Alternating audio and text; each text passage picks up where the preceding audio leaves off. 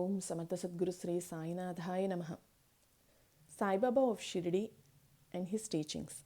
Now let us reflect a little on the two accounts of Sai Baba's meeting with the Guru and serving him. The perfect Guru never tries to parade himself as such and is characterized by unconditional love for the welfare of fellow beings. He proffers guidance only to those who can recognize and respond to his love. But again, he does not try to lure them into his discipleship on any false promises or self-glorification. He does not even try to demonstrate his love in any showy manner. He does not make a fuss of it. His simplicity and livelihood too are spontaneous and natural and not assumed. He does not try to marvel and astound people through a display of any miraculous powers. He does not indulge in all the jugglery of words of a sophist as show of erudition. He cares little for philosophical hair splitting and has no childish craving for saying something original and new. He does not claim to have any divine mission to save mankind or herald a new age in the spiritual history of mankind. No claims of Godhead. Their way is just like that of a mother feeding her children. They do not pull all show of religiosity, the holier than thou attitude. Yet their immense love and the power of their realization are unmistakable, and their very silent presence is enough to win the unconditional and total surrender of the deserving soul. The real master does not demand surrender. It must be noted. He just conquers the heart silently by his power and love. As Mrs. Manager records in her impressions of Sai Baba, there is no room for any doubt in such a one's presence, a mysterious confidence and courage that no harm can overtake them rests in his devotee's heart. He does not tell his devotees not to seek wisdom elsewhere, nor forbids them from visiting any other teacher. Only when the devotee of his own accord and free will sticks on sufficiently long to him, only when the discipleship state is complete, this master speaks out with a complete authority that he will protect him wherever he is by his omniscient and omnipotent love.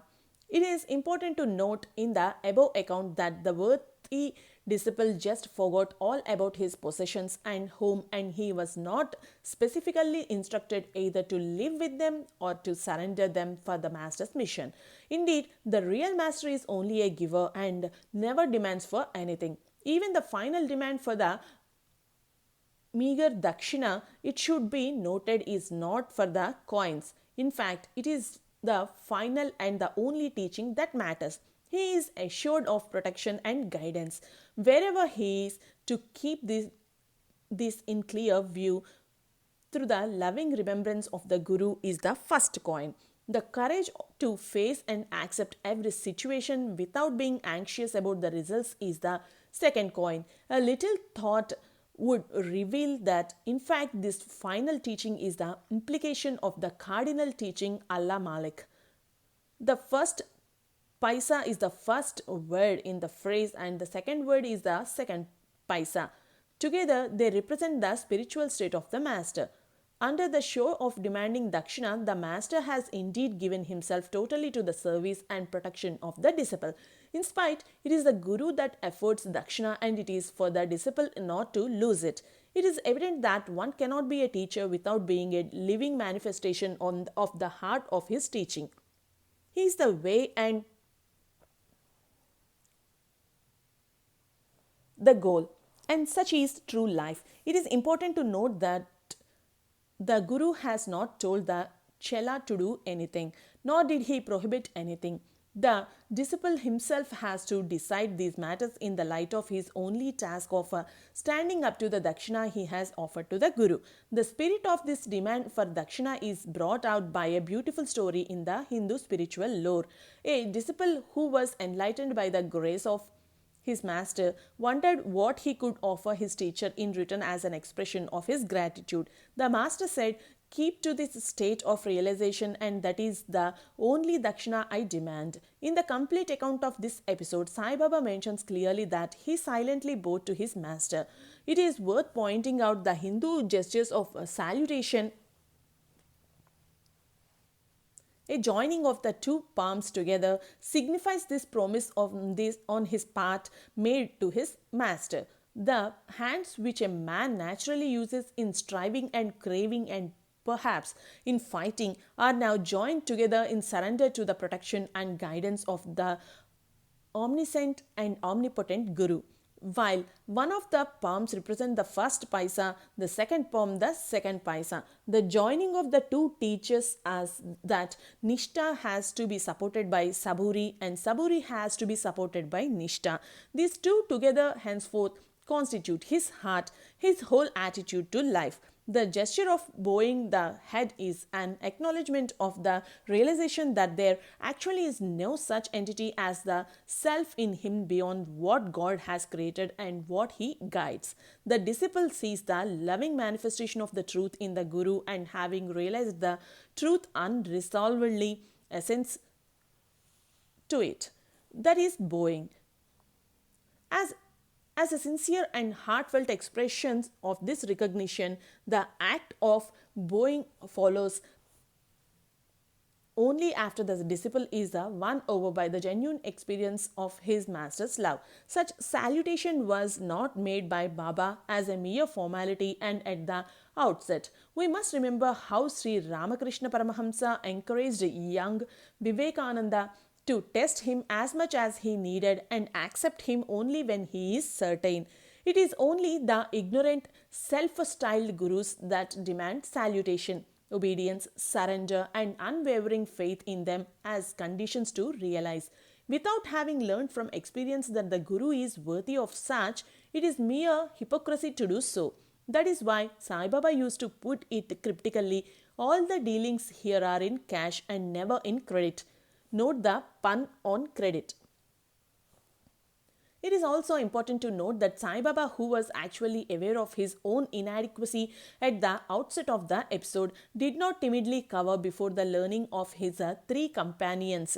They spelled out loftily words of Vedanta and ego satisfying trends of self effort. He bowed his head only where he found realization. In today's market of spiritual trade, faith is an advance payment demanded upon us in return for goods, the value of which we can learn only afterwards. On the other hand, with a genuine master, experience comes first and faith based on it follows as a matter of course as spontaneous gratitude and acknowledgement. In the life of Sai Baba too, most of his devotees were won over by him through experience. In this context, it may be useful for me to mention my own encounter with a genuine guru. I visited him in the dense forest of Chintapalli, Andhra Pradesh, and formally bowed him. Pat came the interrogation. What do you know of me that you should take trouble of coming all the way and bowing to me? Do you want me to suppose that you have recognized my worth at a glance? If that were the case, I would have to bow to you, and there is nothing more for you to seek. Is it not proper for a young man like me to bow before holy ones like you? I asked. Are you sure that I am a holy man? Am I to take on your word that you are a genuine seeker of holiness? Do you wish to bribe me with your salutation? If you bow to me without knowing what I am, does not it mean that you take me for a fool who can pleased by such show? He said. Then what am I expected to do? I asked, totally knocked down and baffled. That is right. It is where you have to begin learning. He said, you can plainly say that you are in a search of the meaning and purpose of life and you wish to know what I had learnt. You must be fearless to challenge whatever I have got to say and closely observe what I am. Only when you find that I am worthy, you may acknowledge it by bowing. Immediately I bowed him. Explain yourself, he again demanded. I have learned something now And so I bowed. I said, and no one has told me so before. Sir, I submitted. When I started on my quest, I met some sannyasis. In my innocence and anxiety, I sat down in front of them for an informal talk. One after the other, they told me that if I am not humble enough, that is, if I am too proud and arrogant of my own intelligence, I can hope to gain nothing, anything from them. Even before I completed my statement, the master thundered, let them knock down the pride if they can, else you have nothing to do with them. To try to submit earlier is show of humility and farce. Be brave. Nothing can happen against God's will. The realization is only for the courageous, and courage is the true spirit of all other such truths or nothing, as a total surrender or no surrender at all. Till then, it can only be existing of individuals sharing knowledge and experience. The readiness to share the spirit of equality is the spirit of love. He who does not know that all creatures are equal in the eyes of God is unfit to be a teacher. As I heard what he said about formal salutation, I was reminded of what Dr. Loven says about Masochishi character. They are too ready and willing to cooperate with the psychotherapist, but it is a cover of their inner resistance and hostility. The final statement of this teacher reminded me of the fact that Bhagavan Ramana Maharshi addressed every one of his devotees and even other creatures with the utmost reverence. Sai Baba too dealt with everyone in perfect sense of equality, but without a show of formal courtesy. It was this incident that reminded me of this detail in Sai Baba's account of his own encounter with his guru. The parallelism was clear. Both these masters met seekers in dense woods. This teacher too greeted me by first inviting me to eat. Both the teachers looked like common people and neither has put up show. There was nothing queer or impressive about their dress and manner. This reminds me another minor incident. I saw the greatest of the Avadutas I have ever met at Pundi, a village near Tiruvanmalai. One day, some devotee removed the torn, soiled clothes from the master's body and dressed him in beautiful silk, profusely garlanded him. I noticed that the master was looking at his new dress in strange manner, muttering something to himself with a fancy twinkle in his eye. I asked him what he thought of it all, a monkey show or a cattle show. What else would a monkey do if a beautiful garland is given to it? He replied. I was shocked to note how a genuine master would feel about all the fuss which credulous people make up them. The master meant that people were trying to put him up on show as if he were a monkey performing impossible tricks or four-footed creature on sale. In the next statement, he implied that a genuine master is like a beautiful garland, but the ignorant folk do not know how to use it properly, and instead, like the ignorant monkeys, they treat them in the queerest fashion without deriving anything worthwhile in the process. At once, the teeming armies of many self styled gurus I saw in the past flashed in my memory. With what grateful joy they quote all this fuss, and how childish of them is of the story of blind leading the blind. Confusion versus confounded. A tale told by idiots of sound and fury signifying nothing. Indeed, I thought. Sai Baba was right when he said true teachers are few and far between. Similarly, the Avatuta of Kalahasti too banged me at our first meeting. Rogue, why do you bow to me? You are the great master, and so I bowed. I said, what is the great about me? He asked. You have realized the self. I replied, what if? Do you congratulate a man for keeping himself clean? It may be repugnant if he is otherwise, but it is quite natural to keep. Realization is ultimately keeping one's heart totally clean, and there is nothing to congratulate such a one or to praise him. It is just like that, he said.